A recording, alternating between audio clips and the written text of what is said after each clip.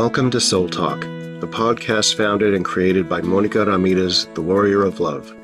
Soul Talk was created in 2020 when a pandemic hit and we were in lockdown. She wanted to have exciting conversations with open-minded people so they could understand different aspects of herself and she could help others in the same way. She interviews healers, coaches, therapists, psychics, readers, channelers, mediums, intellectuals, poets, artists, and more. She calls it Soul Talk because it started as a conversation from soul to soul. Hello everyone, this is Monica Ramirez, Warrior of Love, and you're in Soul Talk. Thank you for being here again. I appreciate you. Today we have a podcaster with us and many more things. And his name is Alan Carroll, and let me tell you a little bit who he is.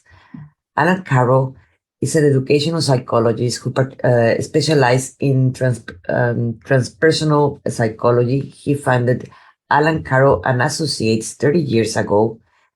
And before that, he was senior sales training consultant for 10 years at Digital Equipment Corporation.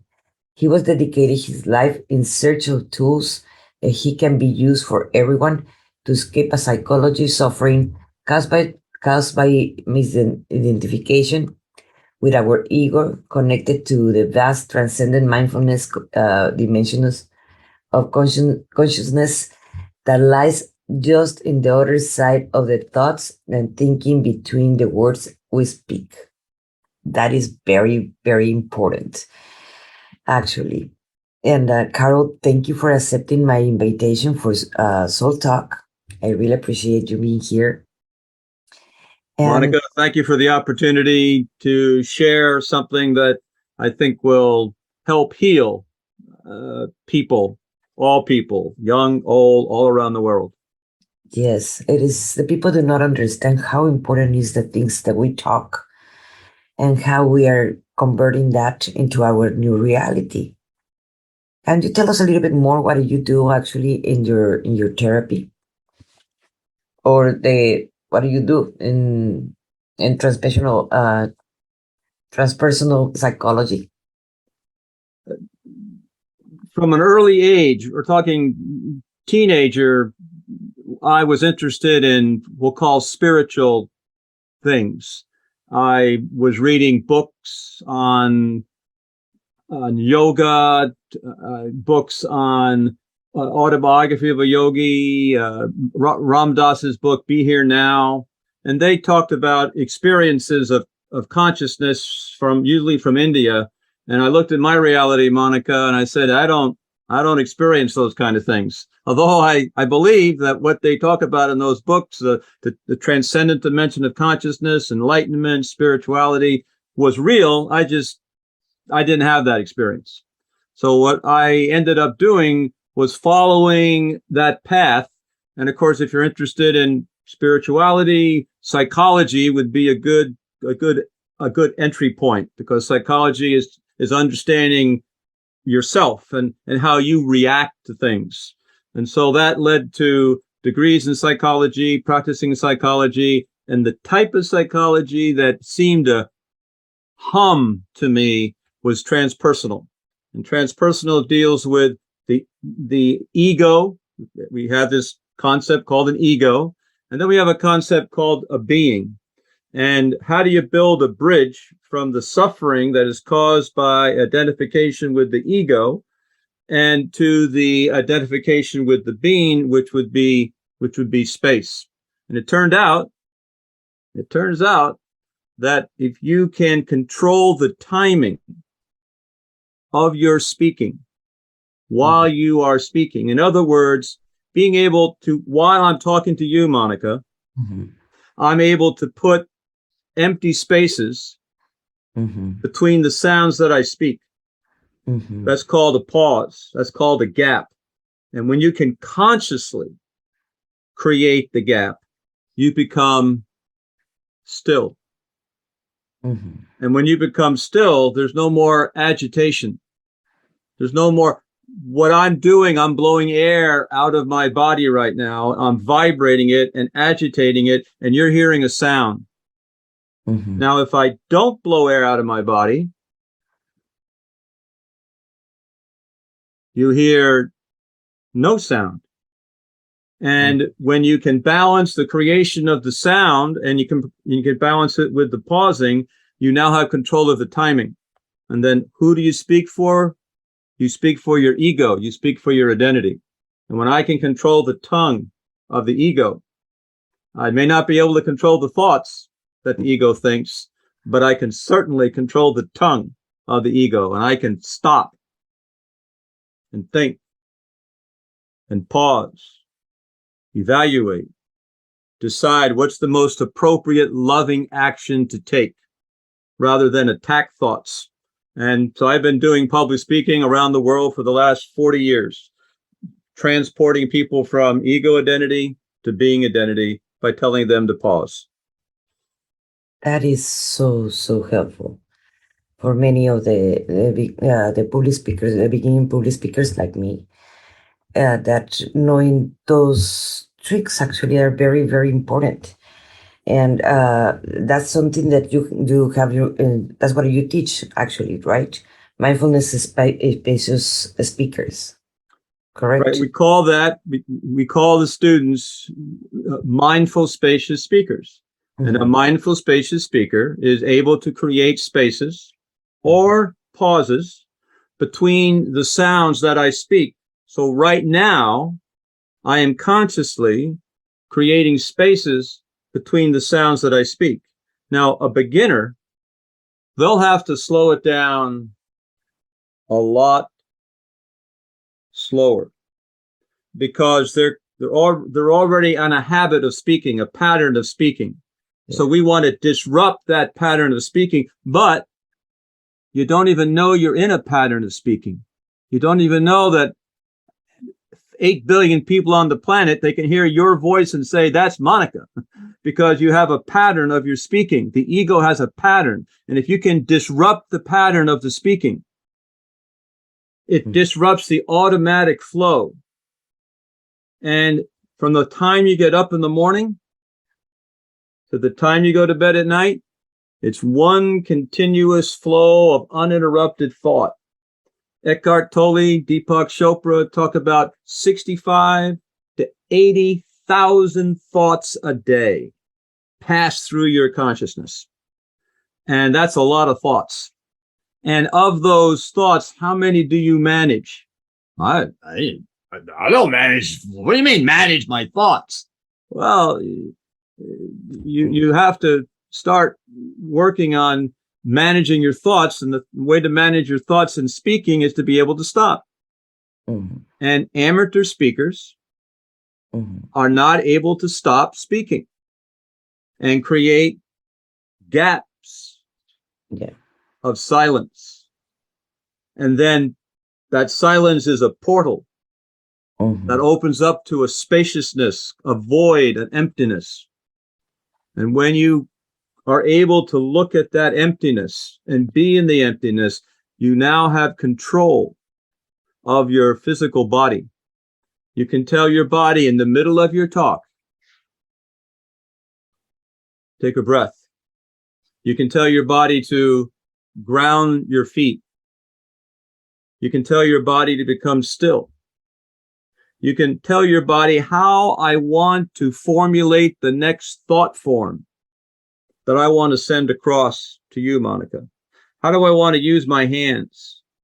How do I want to create my gestures? What voice do I want to use when I speak to you? All that requires time. And if you're not able to control the timing, you don't have access to that resource. And so a mindful, spacious speaker controls the timing. And that takes practice. Being able to disrupt the ego's speaking while the ego is speaking means that I'm now the CEO of the show here. My mind is no longer the CEO. The ego is no longer the CEO. My being is the CEO, and I'm going to choose to speak loving thoughts rather than thoughts of attacking and defending my point of view where the ego comes in. No, I'm not going to use those thoughts. I'm going to create compassionate thoughts, because I now have the power to control the speaking. So why not paint the reality in a loving way rather than my ego defending itself way? That is so true. I teach people how to observe their thoughts so they can create their reality. And that's a different technique, because something that I have noticed with myself, my thoughts are way faster than when I speak. So sometimes, even if English is my second language, it is hard for me the thoughts are there. So sometimes I have to even go to translation in my head so I can speak in English.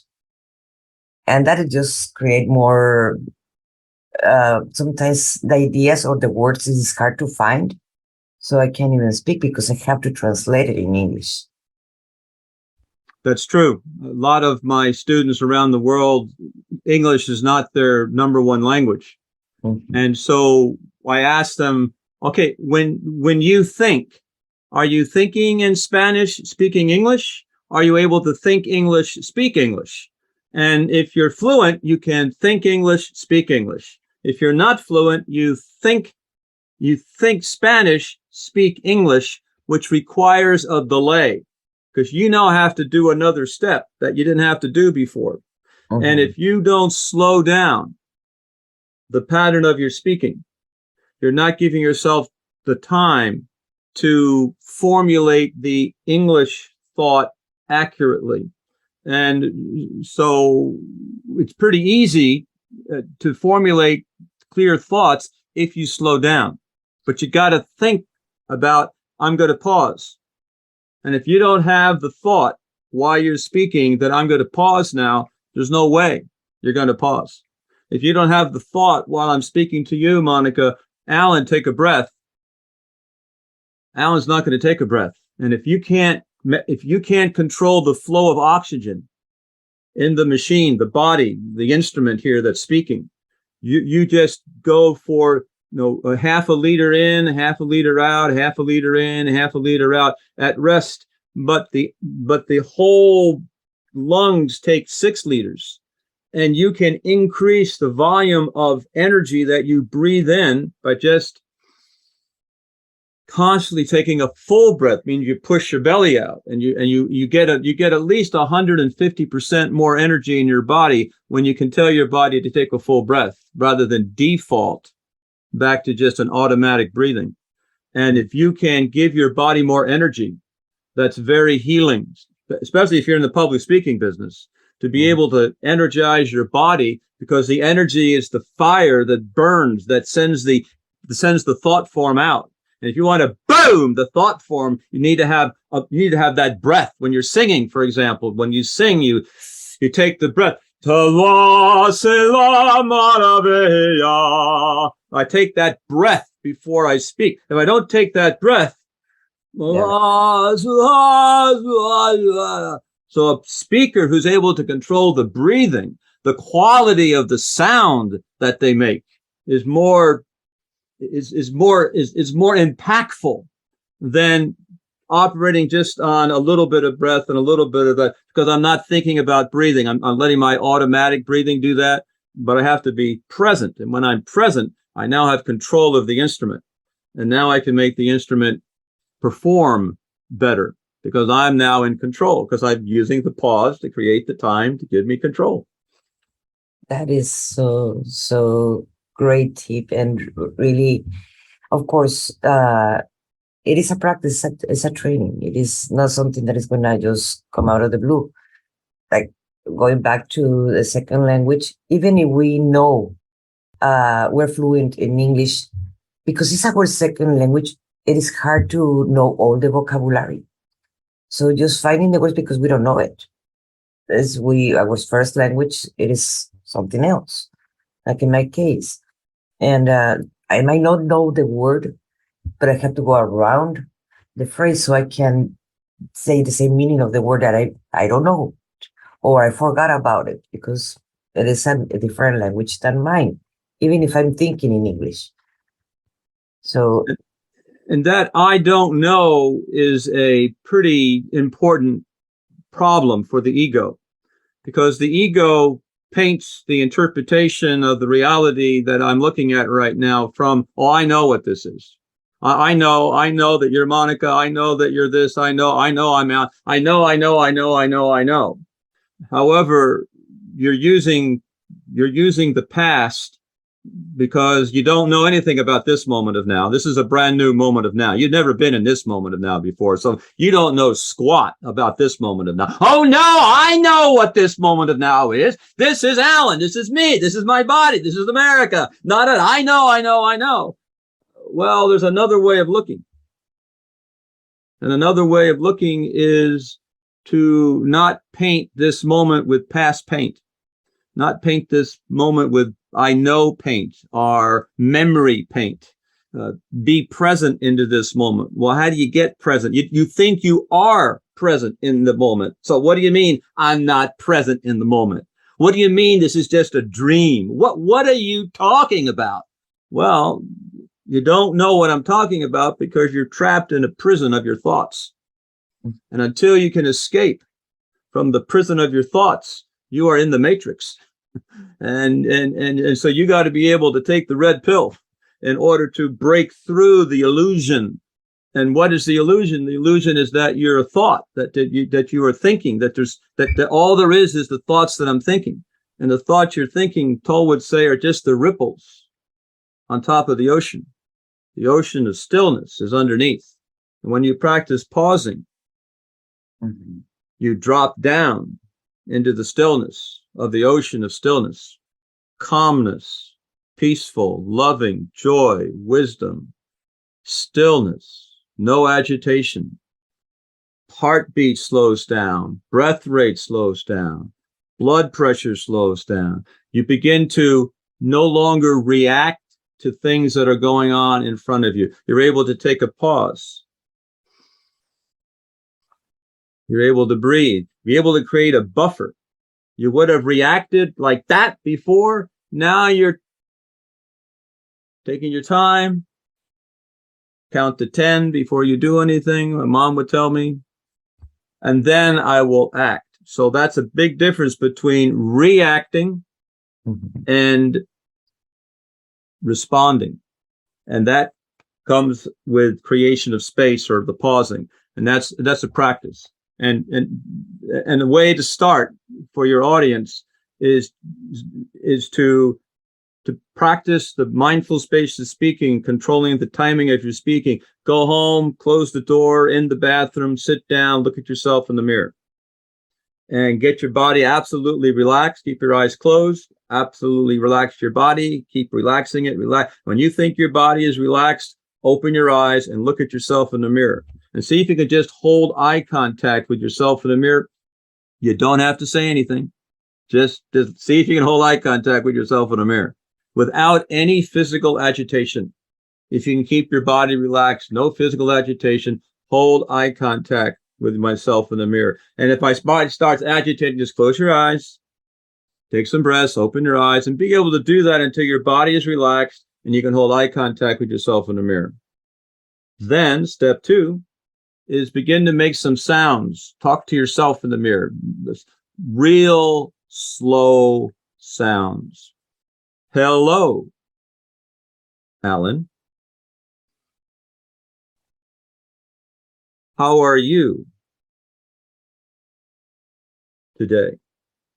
And so now what I'm doing is I'm making the sound, but I'm exaggerating the emptiness between the sounds. And so I'm slowing down the 125 to 140 words per minute. We're slowing it down to maybe 70, 75 words per minute. And what you're doing is you're taking 70 some odd sounds out and you're putting 70 empty spaces in. And so you become more spacious. And that will be a wonderful feeling because Alexander the Great, is one of the fables of Alexander the Great. He came to the town of Gordia in 333 BC and saw something called the Gordian knot. And if whoever could unravel the Gordian knot would be the ruler of Asia. And so Alexander the Great said, hey, man, I'm going to be the ruler of Asia. He came in, saw the knot, took his sword and cut the knot. And that unraveled the knot. It wasn't what everybody thought the way to do it, but it worked, and he unraveled the knot, and he became the ruler of Asia for a while. So the Gordian knot are the thoughts inside our head. It's like a Gordian knot, a constellation of all these thoughts going on all the time. And what we want to do is we want to dissolve the thoughts. Well, how do you dissolve the thoughts? You dissolve the thoughts by creating spaces between the thoughts that you speak. And that will also create spaces between the thoughts that you think. And that will begin to dissolve that, the binding, the glue that holds the ego together, and you'll become more spacious, and you will accelerate yourself towards that space of the being, the transcendent dimension of consciousness, which is beyond the concept, beyond the conceptual.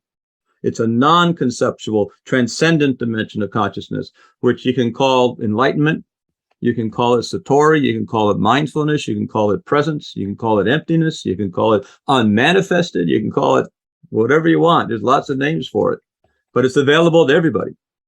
And the sooner we can teach people, the younger we can teach people how to control the tongue. Yeah. How to control the tongue. They will have a much more joyful life.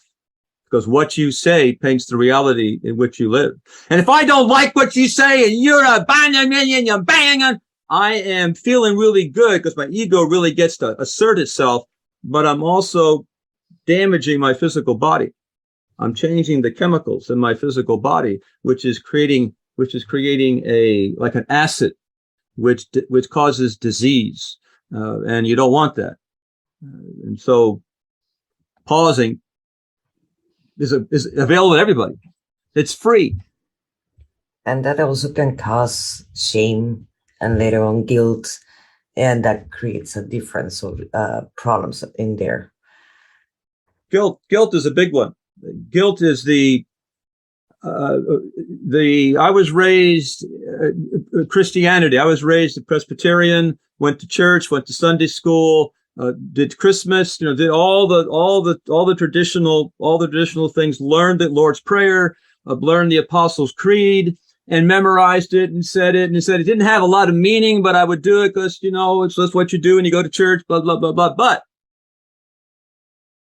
if you actually start to read the Lord's Prayer and you actually start to look at the Apostles' Creed, the wisdom of the spiritual wisdom is there. But at a teenager, what do I know about it? Right there in the Lord's Prayer is the forgiveness of sin, and the forgiveness of debts and debtors, trespasses and the trespassing that I do, the trespassing that's done for me, the debts that debtors owe me, debtors that I've done. Apostles' Creed says the forgiveness of sin. What do you mean the forgiveness of sin?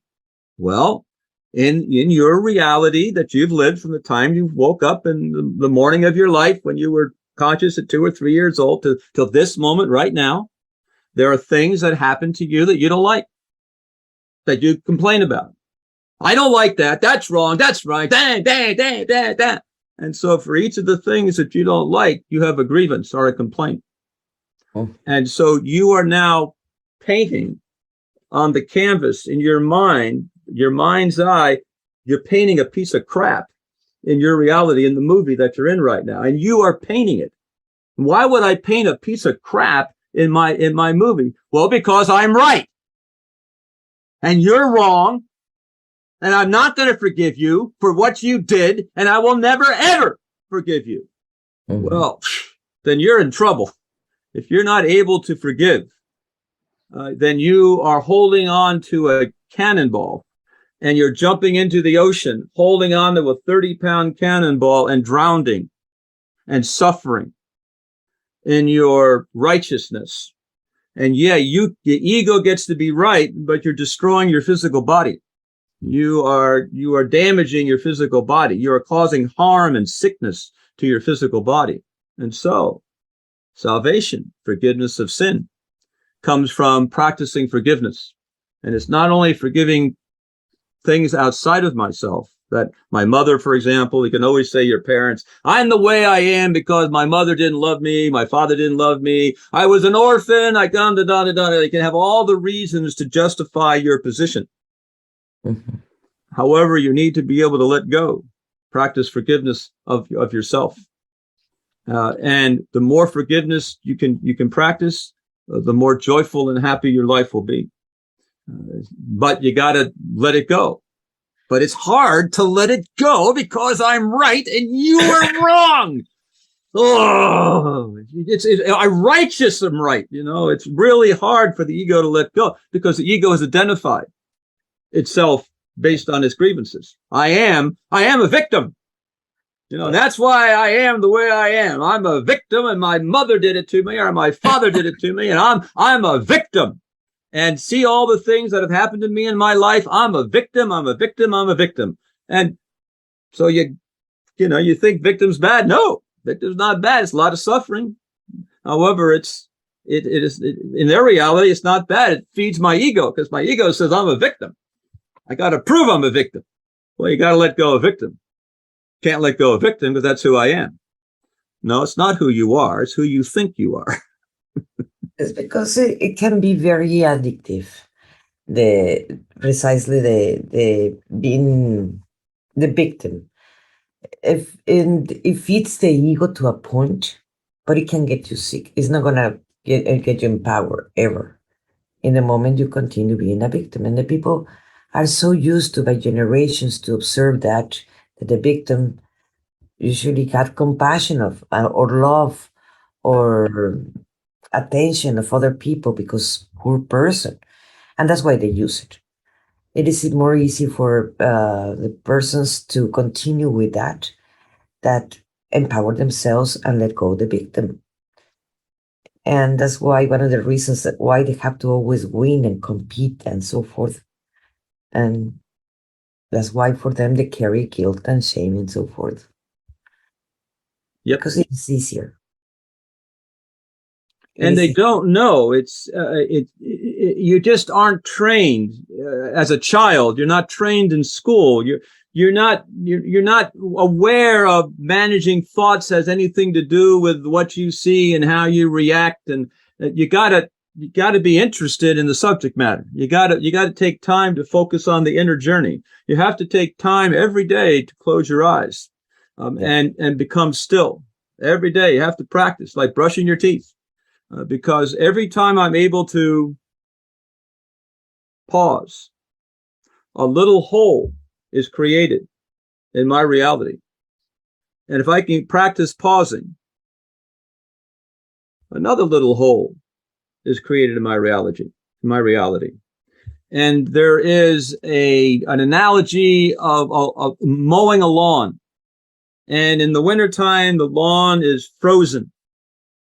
And in the springtime, it begins to thaw. And what we want to do is aerate the soil. And so we have a rolling, something that rolls on the lawn. It has spikes in it, and it puts holes in the lawn. And then you put the water and the fertilizer, and the lawn blooms. Mm-hmm. Well, if you want the being to bloom, if you want the flowers to appear, the joy, the bliss, the ecstasy to appear in your reality, then by pausing consciously allows you to immediately relax your body and take a breath. And that will disrupt the automatic flow of your thoughts. And so you can paint a different picture now.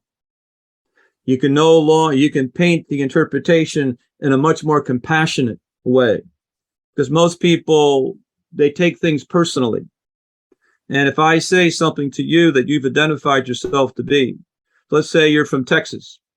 People from Texas are pretty stupid, Monica, and they shouldn't really have a chance to live in Texas. They're the dumbest people I've ever seen. Now, if you've identified yourself as a Texan, then you would say, Texas aren't that way. You Yankees, you Virginia people. There would be now a conflict going back because I pressed a button. Okay. But I could also say people from Texas are the most wonderful people in the world. They're generous, they're enthusiastic, they're loving, they're kind, they're interested in the environment, they're interested in contributing and being healthy and strong and making the world a better place to be. Well, you like that because you've identified yourself as a Texan, and I poured water on those flowers, and now you feel watered and you like that. Makes no difference whether you reacted positively or you reacted negatively. You're still stuck in the prison of your identity. And so the idea is to recognize that I have an identity, I have an ego. However, it doesn't rule me. Mm-hmm. Just because I was raised an American, it doesn't mean I have to be mean to people who don't live in America, or I have to fight for something. You begin to recognize that your spiritual being encompasses everything. It encompasses the all. And one of the sayings that I like, Monica, is that you have a choice. The choice is either you can see yourself as the all that contains everything, or you're just something, just a little something in the space of the all. And the ego is just a little something tiny in the vast cosmic space of the all. And you're encased in this little skin and this little body, and the world is big and you are small. Or you can say, hey, you know what? I think that's an illusion. I think I'm the all that contains everything, including you. And so now being nice to you is not being nice to you, it's being nice to myself, because you and myself are the same thing. Though it doesn't look that way to the physical eyes. The energy that drives that machine, the electricity that drives that machine is the same electricity that drives this machine. This machine is a masculine machine. You're a feminine machine. You have your own, you're Texas, but the energy inside of everybody is all the same. And so it gives you a way of connecting where you think you wouldn't connect before. You can begin to connect and have compassion for everyone. I have a question taking you back about the buttons. When someone touch our buttons, that's when they make us react, and we stop thinking or having the spaces. And that take me to, well, we are coming to holidays very soon in the United States, Thanksgiving, Christmas, etc., holidays, and family. Family has that magnificent touch to touch those buttons and make everybody react. How will you apply this when someone is touching your buttons? Either you are awake or you're asleep. And either you're conscious or you're unconscious. Yeah. And most people are unconscious. They don't know that my button just got pressed. And they just know that I'm wrong and I need to defend my point of view and I need to show this person what to so. They don't know that I did that for fun, that I just pressed the button over there, because you have not practiced pausing and stillness. Your mind is constantly agitated. The goal would be to have clarity, but every time you think and every time you have emotions and talking, you have agitation. Every time you pause, the agitation goes away and you have clarity. And clarity allows you to ride through Thanksgiving, allows you to ride through Christmas time. It allows you to ride through New Year's Eve, fun and stable and relaxed and grounded, and not get caught by everyone's stories. Or everyone's, oh, you're not of this and you should have done that. And that's not the president I want. Oh, my God, that's terrible. And look what's happened on television. And what are we going to do on the football team, and all the anger and all the upset? Everybody just throws all their grievances together at Christmas time, and everybody has the same grievances. And so they've identified themselves as, boy, those people are really bad people. We people are really good people. And so, it's not something that you can just, to be able to become conscious allows you not to take offense. Because if somebody says something to you in a negative way, that comes from their reality and has nothing to do with you. But you, the ego, if you've identified yourself as the ego and I say something to you that you've identified yourself as strong identification, it will stir up the energy. It will cause the whoa, the ira, and you will make decisions in that space of consciousness which are very destructive. The worst decisions you make are when you're agitated. Anger, for example, getting angry about things creates the agitation, and you do stupid actions that you may regret later. But in the moment, it sure felt good. Well, why did you get angry in the first place? Because they pressed the button, and you didn't know they pressed the button because you're unconscious. And until you begin to practice becoming more conscious, then you're not going to be able to catch the ball when it's thrown at you. You're going to react. And so mindful, spacious speaking is a tool that allows you to become conscious, to create the space between the sounds that the ego makes. And so you don't get caught by the story anymore. You say, wow. One of the teachers taught me way back in the 70s, Werner Erhard. I was up at the S training in San Francisco with 10,000 people at the Cow Palace. And it's a weekend course on relationships. And you could stand up and take a microphone and ask Werner a question. And Jonathan stood up and Jonathan said, well, what about my father? My father doesn't love me the way I want my father to love me. My girlfriend, she doesn't love me the way I want my girlfriend to love me. What about that? Huh? Tell me about that one, huh? And Werner said, well, what you're getting from your father and what you're getting from your girlfriend is a bound up expression of an absolute love for you. And at that moment of time, the highest level of love that they could muster is whatever they said. And so if the way I'm expressing my love is by making you wrong and you shouldn't have done that and you're a nasty angry, if that's the way I express my love in that moment of now, Christmas or Thanksgiving, then you have to be able to step back and say, whoa, look at the reality that Alan lives in, that he would express himself in such a dysfunctional way that causes more harm to himself and his body and his mind. And therefore, you're able to generate compassion. And most people are not able to generate compassion because they take what I said personally and they will attack. They will attack and defend that which I have pressed the button on.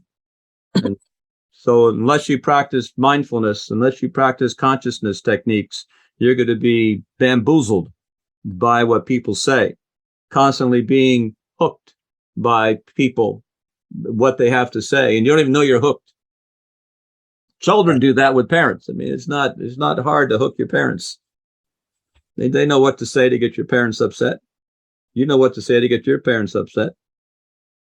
You know what buttons to press. Why would you do that? Makes me feel good. Makes my ego feel good. Yes, that is so true. I have a question. There have been many leaders in the history of the planet, not only in the United States. I'm talking about the whole planet. And one of them that it comes to my mind, that it was one of the best public speakers that control big masses and change the way they observe the more absurdity of things like Hitler. Hitler was a leader, and he was very good in public speaking. What did he have in common with Martin Luther King, that he was a public speaker too and a leader?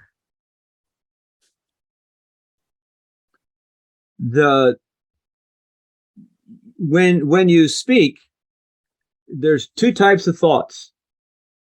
There's loving thoughts and there's unloving thoughts. Mm-hmm. And when Martin Luther King speaks, he's speaking for loving thoughts. He's speaking for unity. He's speaking for connectedness. And he was a very good speaker. Mm-hmm. He was raised in a church. He was exposed to ministers. Baptist ministers who were able to really have a little bit of time to be able to say what you want to say. Mhm. But not only that, Sister Monica, not only that, you have to say, I'm going to testify, because they would listen to that. And what that does, it's like a snake charmer with that flute in India. And the snake would come out. And so you can charm the audience with your voice. And I can break them. I can bring them up. I can tell them that those people over there are the enemies. And you go, yes, Bill, yeah. And you can energize and direct people's attention. But that's not a loving thought. That's an identity thought. That's an ego identity. I need to survive, and we need to attack these people, and we need for you to follow me and create that enemy outside of ourselves so I can gain power and control and dominate the world. Yeah. So the intention behind Martin Luther King is one of loving. The skill set of being able to control the timing. Hitler could control the timing. Martin Luther King can control the timing. Barack Obama can control the timing. Mhm. Donald Trump, you may have, lots of different people have lots of different thoughts about Donald Trump. He's a great speaker. People listen to him, and boy, it's just, I can tell you, and he goes slow. He has maybe 40 words, he says, and mixes them all together at a very slow pace. And I know you know. Those people, how slow he talks. And you got to have a lot of control to talk that slow and to formulate the thought, to ride the wave of energy and know how long to sustain it and then let it go. It's almost like singing. I'm going to sing with my voice. I'm going to make sounds with my voice. And so these professional speakers, these politicians across the board, you can tell right away whether or not they're good speakers because there's space between the sounds that they make, or they're not good speakers. There's no space between the sounds. There's no pauses at all between the sounds that they make.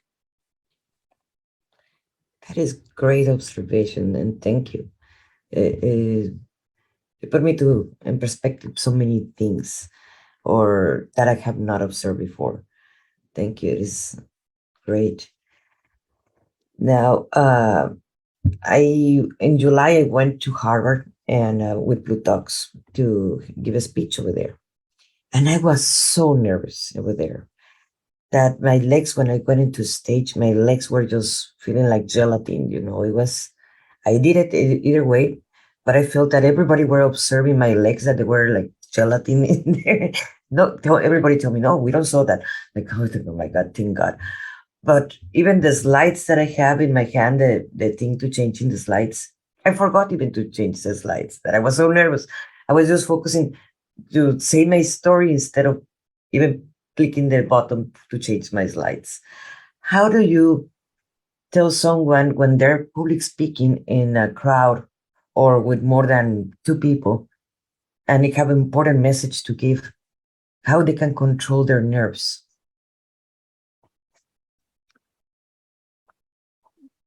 The number one skill is, have you earned the right to speak? When they invited you to go to Harvard, Yeah.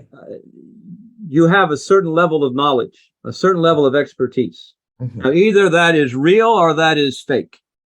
Now, if it's real, then the ice under your feet is thick. And so when you take the sound that you're going to be talking about in front of the audience, you're pushing off of your feet. And I'm confident I can throw the ball pretty hard to the audience because I've earned the right to speak. I know about this ball.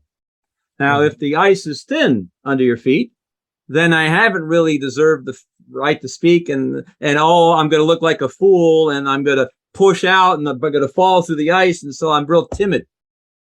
So have you earned the right to speak? So now I've earned the right to speak. So now you have 45 minutes to half an hour in order to solve what problem? What is the pain that the audience has that you have a solution for? You're like a doctor now that's going to perform an operation, and you got 45 minutes. So you don't want to be spending time thinking about, do they love me?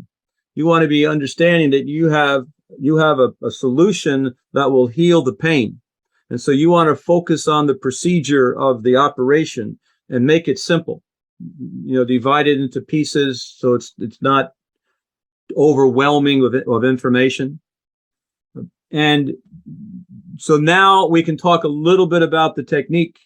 And the technique is to be able to practice the pausing and the grounding and the embodying yourself in front of the audience. Because every time you speak, you go to the disembodied state. And every time you pause, you go to the embodied state.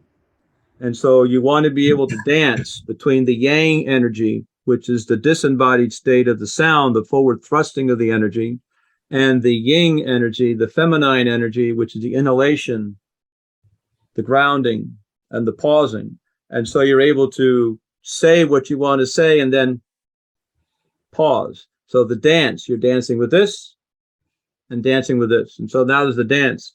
And so that will, because in that pause, you can tell your body to take a breath and ground your feet.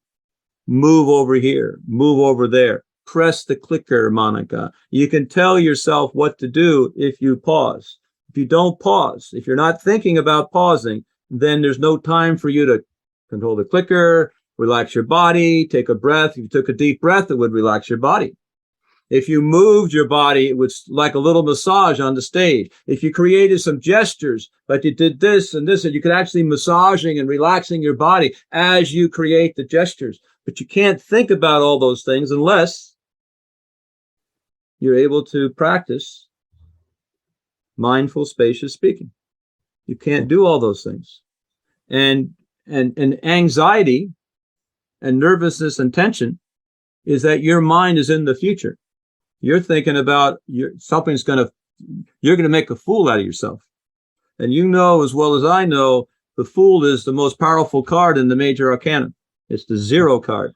It can go anywhere. It can go anywhere it wants. It's not a fixed point. And most people are hesitant to embrace the fool because that would make them look foolish. That would make my ego look foolish. That would make, no, I don't want to look foolish. But it turned out that if you're using all your energy to not be a fool, then you are handcuffing yourself. And so the pausing, the breathing, and the last thing I'll mention is rapport. What did you do to connect to the audience? How early did you get there? Whose hands did you shake? Who did you meet? How did you do the warm up to the sport before you went out on the field to play? When you watch football, they spend a half an hour before the game starts on the field, exercising and moving and running and passing, doing all these things. So they're warming up before they get up on the stage. And most people, they don't think about warming up. I always think about warming up. I want to shake hands, meet people, and connect to people. So when I've done the warm up already, so when I get up on stage, I'm already warmed up. I'm not doing my warm up from the stage. I did my warm up in the audience when I got there half an hour early to meet people and connect to people. Alan, do you teach? Do you have classes? Do you work on one-on-one, or do you work in groups, or do you have a class going on that they're going to be teaching soon? All the above.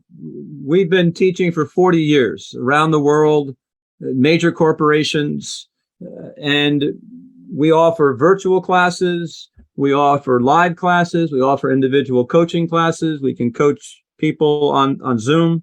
It turned out that when the COVID happened, we had to shift from live trainings where we'd fly all over the world to, well, I'll fly from this to the office and I'll do Zoom. And it turned out that pausing in the Zoom world is the same as pausing in the real world. So we can train people to control their timing, whether it's virtually or whether it's live. And you can go to the website and you can find out about our programs, and that will allow you to, by all means, we love to talk and grow and share and train, and whether it's individual or groups, even children. The idea of mindful, spacious speaking with children starting at the age maybe 6 or 7, where they begin to pause. And one of the people I talked to, they work with children, they have a little bottle with glitter. And when the child would talk, they would do the glitter, and they would tell the child, don't talk until the glitter stops. And so they could watch the glitter, so they could practice pausing with a little bottle of glitter. And so it's be happy to talk to folks and spread the word. We love it. Do you have a group class that you're going to be having soon? So like that we can, people that are listening right now, they might be interested. Absolutely. On our website, we have classes that are listed there. We have a live class that's going to be happening up at the end of October. If you want to fly into Haley, Idaho, Sun Valley, Idaho, we're offering a class up in Sun Valley, Idaho. And we're offering also in November, we're offering virtual classes. And if you're in Saudi Arabia at the end of November, we're offering a class in Saudi Arabia. Riyadh, if you'd like to come to Riyadh. The 3 of them, it sounds very, very nice. Well, it's fun. I've been lucky to be able to travel internationally and see many different people, many different cultures, and the issue is always the same. The people are not present when they speak because they're not practicing getting control. I call it a command override switch, where I can now stop and pause, and I can speak and I can go. And so that's whether it's an executive, whether it is an individual contributor, their ability to control the timing of their speaking. They don't even think about that because that's not important. What's important is the sounds, the content. That's what's important. But it turned out that, yeah, the content is the satellite, but the rocket that delivers is the data, the voice, the video. That's the rocket ship that launches the satellite into the orbit of the customer, into their mind. And so most people just focus on the satellite. They don't realize the power of groundedness, the power of pausing, the vocal changes with their voice, the creation of gestures, the use of three-dimensional objects in order to help the audience understand. There's no training there. So you need to be trained on how to do those things. I might take your class. Wonderful. We love that, Monica. Fly to Idaho. You want to fly up to Idaho? Or you can do the virtual one too. You can sit there in Texas and you can do the virtual class. Yeah, the funny part is in November, I have two events. One, I'm going to give a speech in Miami, and the talks, and the other one, I'm going to be going to a podcasters with Amplify You in Mexico. Yes, in Puerto Vallarta. Good for you. Good for you. I heard about that. I'm thinking about podcasting, and I've just sort of entered into the world of being a guest on podcast.